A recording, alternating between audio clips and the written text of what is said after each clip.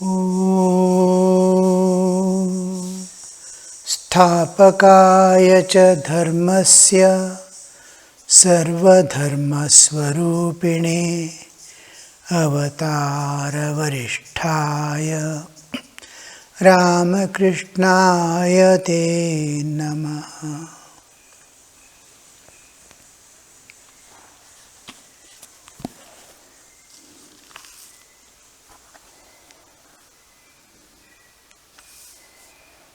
Sri Ramakrishna is advocating the path of devotion as an alternative for realizing God,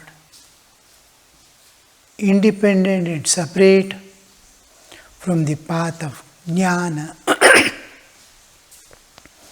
Yesterday we saw to a great extent the 4 yogas, the 4 paths to God standardized, the Bhakti Yoga, Jnana Yoga, Karma Yoga and Raja Yoga. The 4 yogas are usually go together. We have 2 channels in us connecting to the divine within, the all-pervading divinity. That is, there is heart to reach God, there is intellect to reach God. These are the 2 channels which are linking the relative existence, our bodily existence, to the divine within. The transcendental realm and the physical realm of matter and spiritual. We have matter, bodily existence, to the prajna, the pure awareness, independent of body-mind complex. This aspect is material, and from prajna onwards on the other side, into the infinity, is the spiritual existence. The infinite spiritual is as if linked to the bodily existence at the core of its existence, linking to the absolute on one side and the relative in and through the bodily existence. So subjective ultimate is there, beyond is the absolute. Objective ultimate is there, beyond is the absolute. Subjective ultimate is there, beyond is the absolute. I can go inward, transcending one by one layers, all layers, Annamaya, Pranamaya, Manomaya, Vijnanamaya, Anandamaya, and reach the ultimate absolute existence, Satchidananda Sagara, in which universe and all beings appear and disappear time and again in cyclic order. Same way, I can transcend the nature externally by the same process of creation. Akasha, Akashad Vayu, Vayu, Agni, Agni, Rapa, Advya, Prithvi. Same is reversed back. From Prithvi Tattva, it is merged in the whole universe with all beings and everything. Whatever exists in the relative existence is reduced to the matter. Matter at gross level, Prithvi Tattva. From Prithvi Tattva is merged in the Jala Tattva, Jala Tattva in the Agni Tattva, Agni Tattva in the Vayu Tattva, Vayu Tattva in the Akasha Tattva, and into the absolute back. When I go outward, we go through the same process of evolution of the universe. When we go inward, we go in the same process of evolution of the individual jiva. Individual jiva, how does it come? Same Akash Tattva, Vayu Tattva, Akash Tattva, Vayu Tattva, Agni Tattva, Prithvi Tattva, Jala Tattva, Prithvi Tattva. Same way we go back. Here also same way we go back.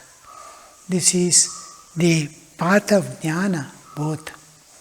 This is another, there is a what we call the chakra and all is actually is a part of the yoga. It is not exactly Raj Yoga, but also comes as a part of the Raj Yoga itself. We have to include it in Raj Yoga.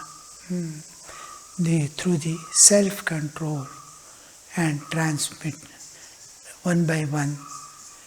In case of Jnana Yoga, it is denial. Just like we are denying Annamaya and transcending, here also, Prithvi Tattva, Jala Tattva, one by one, I am denying. That's like climbing the steps and going. I am going. As I go to the next step, the previous step get merged in the next step on which I am standing, one by one.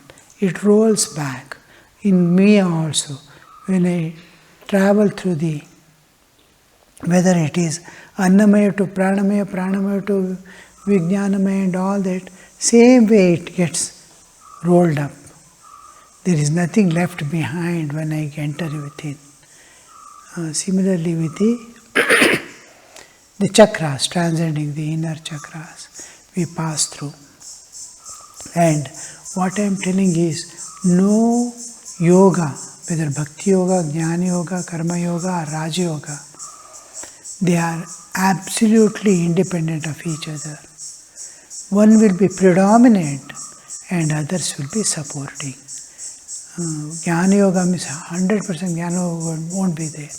It depends upon the percentage, depends upon the individual, how much of Jnana, how much of Bhakti he is able to combine. What is his intricate or intrinsic nature, his individual nature. His some amount of jnana may be pradhana and bhakti may be in small quantities, love of God. And sometimes bhakti in someone, bhakti may be predominant and jnana may be very little. But the one compensates the other. One will be leading factor in the life of the individual according to his formation.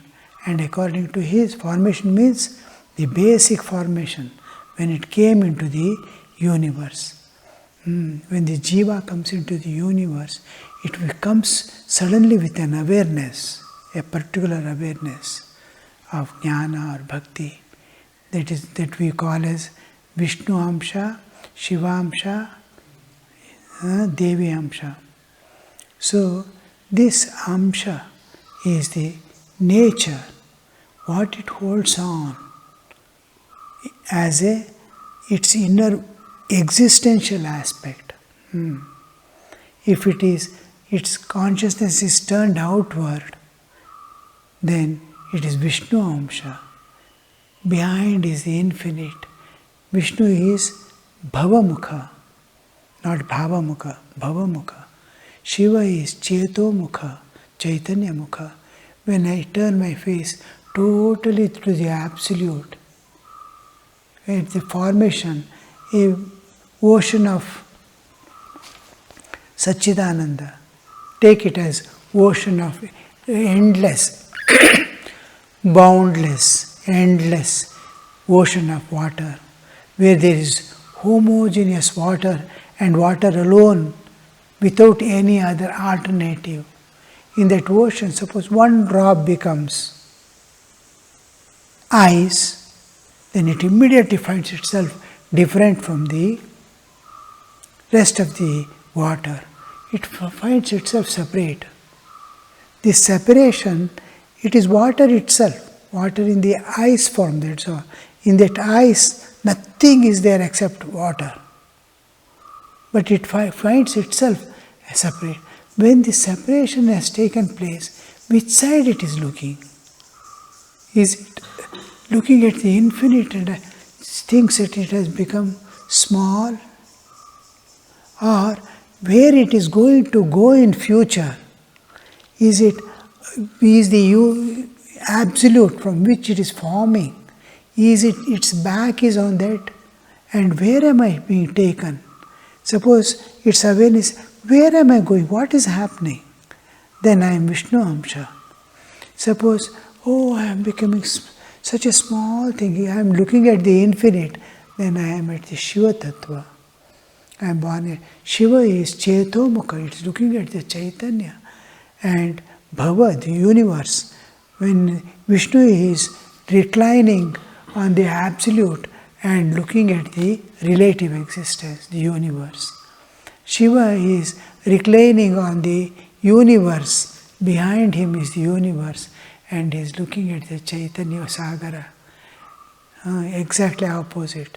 So Vishnu Amsha, this Vishnu Amsha will be predominant. If Vishnu Amsha is predominant, you will have bhakti.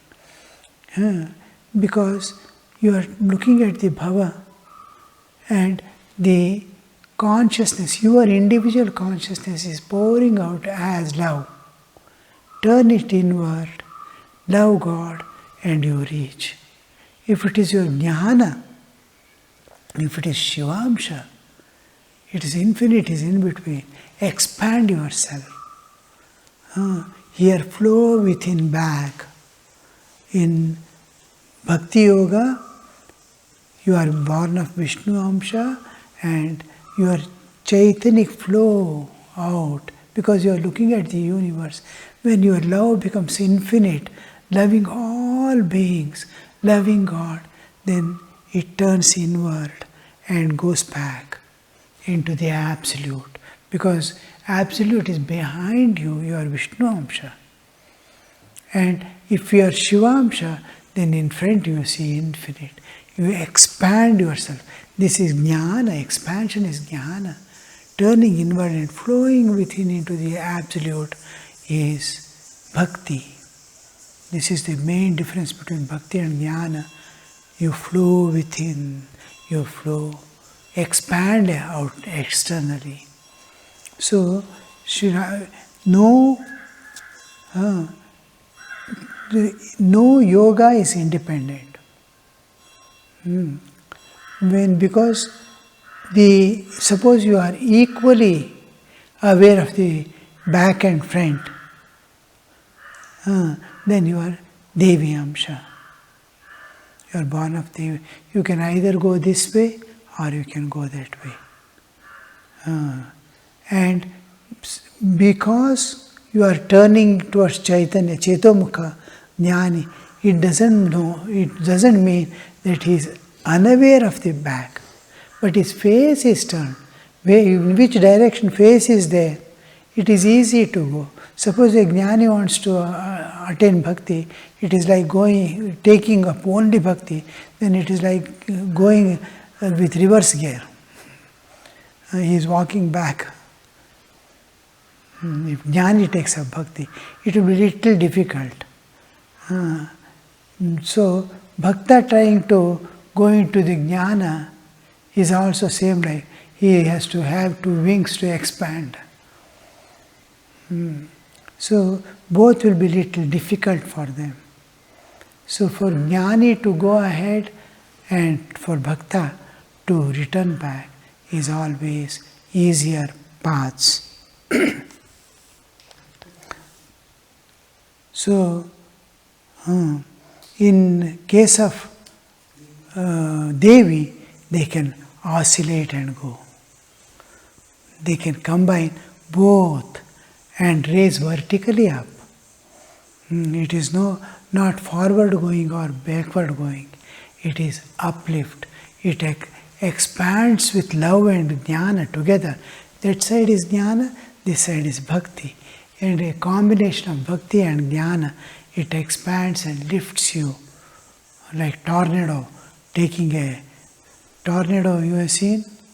Tornado is, in Kannada, is a sundragadi. Chakravata. It just whirls through.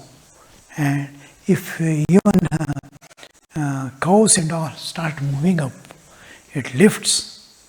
The drift that is created can lift a cow or a buffalo. So, in air, we are upward going. Similarly, in water, whirlpool. It takes you immediately below. Ulta, reverse is Chakravata. That is tornado. This is whirl, taking down. So here you see you are vertically going up. In case of Devi, there is an equal balance between the bhakti and jnana. They can combine in any proportion. Now he can more incline towards bhakti. He can now more incline towards the. It will be like gliding in the sky. So here, what we have to see is our awarenesses are both way. I am less awareness of back when I look at I know backside something is there. Some understanding is there, not that I am totally absent, that jnana is there. That's why I am going, expanding forward. Similarly, when I turn inward and go, I know that I have left behind the world, I am entering within. So knowledge of each step I climb forward, I know I have left a step behind. I have entered into a new step. I am clear about it. Step by step I am going. So what we are trying to come to a conclusion is that no yoga is exclusive to the extent of dropping away or excluding the other. That it is combination of what is predominant is your yoga. So here in Kali Yuga, because of the intense bodily awareness, I am Sharira. This is very firm. The moment till you wake up, you are independent of body. But while waking up, the last moment, you become one with the body to the extent you say, I am body. And in this state, to say I am Brahman, being a body, is not befitting. It is not right. So Bhakti Yoga is given most important place because a very few are there in this world who at will can renounce anything they have in mind, at calm and joyful, each thing. Even bodily, it begins with the denial of the bodily existence as myself. Mano buddhi ahankara chittani naham. It begins with that and starts transcending. So it is extremely difficult to say, I am not body and forget this body. I can say I am not body, I am not body, I am not body. But is it possible that I am not body when you tell I am not body? Sri Ramakrishna used to, I will drink water, telling 2 times he has already gone into samadhi. Somebody is singing and a small suggestion, the first word comes Krishna, he has already gone. He has caught that Krishna and left the body, mind, this universe, everything. He has not yet completed his song, there is no meaning. Kri he has heard fully, Shna he has heard half. His body is not there. He need not say, I am not body, I am not body. He is not body. His body is not there for him. There Krishna alone is there. So that way we are not able to deny how much of practice, again sitting for hours together, contemplating on Brahman and all that. We see that leg is paining, waist is paining, it's calling back. Attention is called back. Here, attention must go off. There are who, with the denial, I am Brahman and this one, they slowly start losing the body awareness. For example, Ramana Maharshi, Bhavari Baba, these are all the souls who just looking at the universe, oh, this is all a play going on. The moment the thought is coming, they are expanding into the infinite on the other side. When they see anything as a passing event, anything that is a limited, oh, this universe, bound by time and space. The moment the time and space is being uttered, they have left the time and space and gone into the just looking, they are totally unaware of the world around and their own body. They have already landed in the transcendental. There are. And it can be, but how many? Maybe in millions of people, one or two. What about the rest? Millions.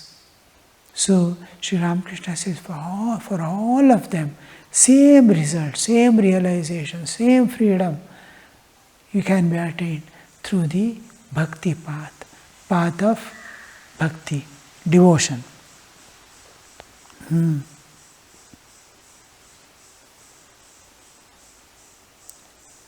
Again, I will read the last few lines.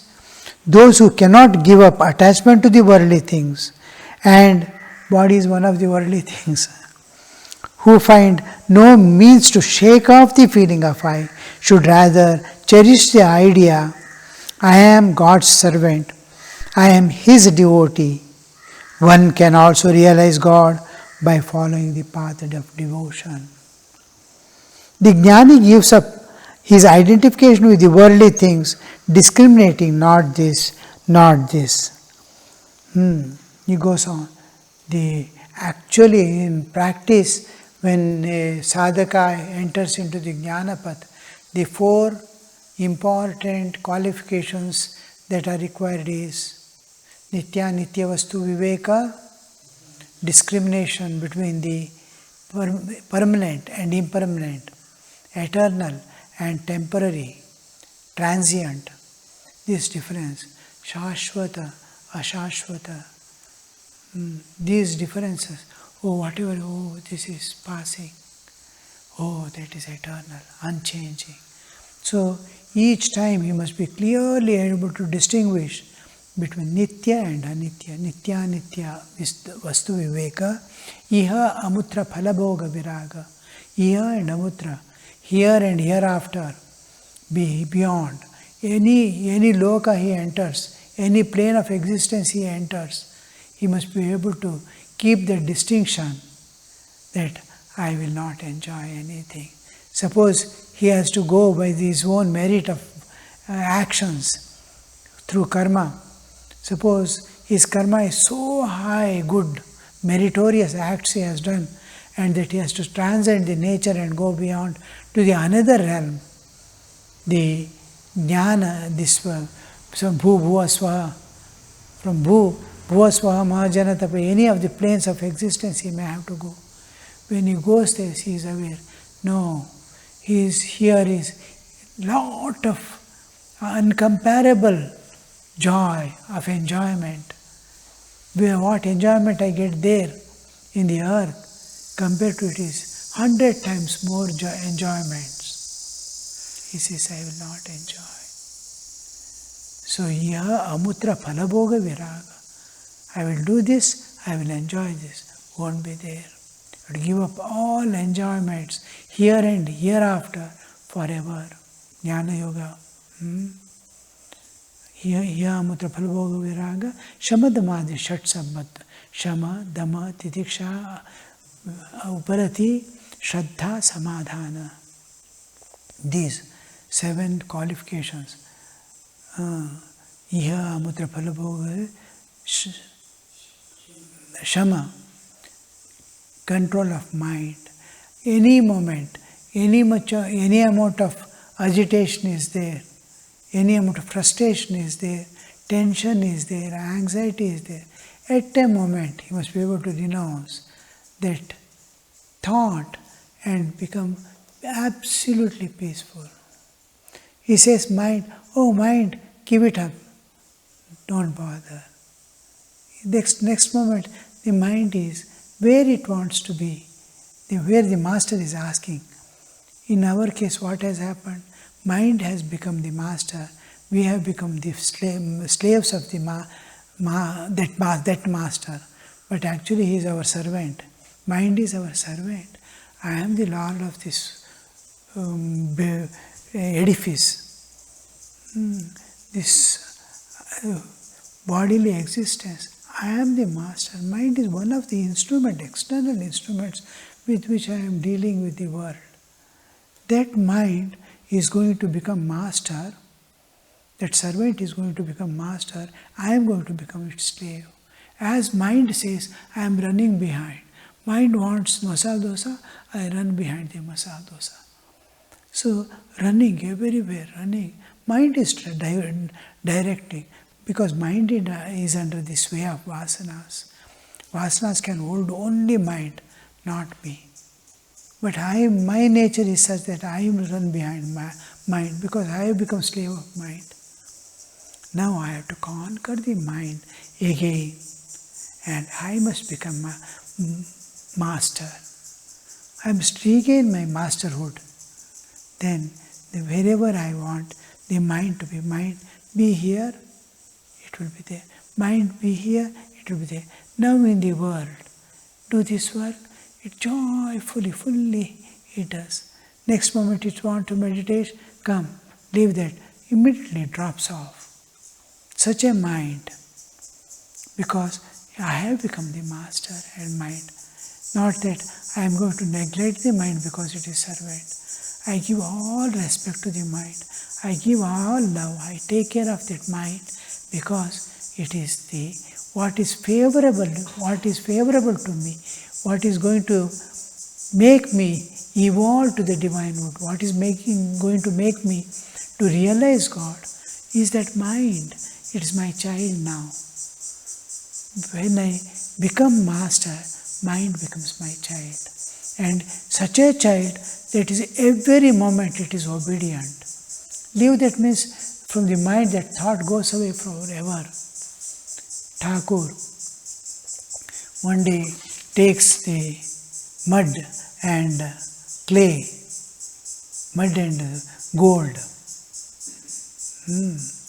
in hand. Gold is there, mud is there. He goes on discriminating. Oh, mud is gold, gold is mud. What is this? Mritika. This is also same matter in different forms. This is not Chaitanya, this is not God. We value this as gold and this as mud. Both are same. How he discriminates between Mritika and Kanaka. Both he sees. And then he throws away, this is not what I want. I want God. That is the first and last discrimination. Never again he saw gold as gold. Direct disciple says, hearing that, we did many times. Not we. Direct disciples say, we did the same thing. We took gold and we threw away. After some time, gold is gold and mud is mud. So, the mind is not so obedient to give up that thought. This is truth. If you tell to the mind accepts yes. Never again it goes there. That is obedient mind. We have to train the mind to that extent before we enter into the realm beyond. So, how we expand in spiritual life, holding on to small things, small amount of transformations. Om Niranjanam Nityamanantarupam Bhaktanukampa Dhritavikraham Vai Ishavataram Parameshamidhyam Tam Ramakrishnam Shirasa Namamaha.